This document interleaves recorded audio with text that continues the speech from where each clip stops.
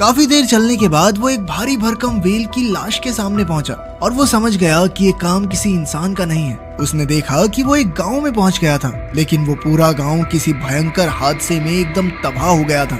तभी उसे एहसास हुआ कि कोई उस पर नजर रखे हुए है और वो तुरंत भाग निकला, लेकिन जल्द ही एक घुड़सवार उसके पीछे पड़ गया। उसने इस आदमी पर हमला करके उसे बेहोश कर दिया और साथ ही उसकी बंदूक भी नदी में गिर गई। अब इस आदमी को बेहोशी की हालत में बंदी बनाकर वाइकिंग्स के एक गांव में लाया गया, जो चारों ओर से लकड़ी की दीवारों से घिरा हुआ था। इसके बाद हम इस गांव के राजा रॉथकर को देखते हैं, जो अपनी बेटी फ्रेया के साथ तलवारबाजी का अभ्यास कर रहा था। इसी दौरान फ्रेया ने अपने पिता से कहा कि वो वुल्फ्रिक से शादी हरगिज नहीं करेगी।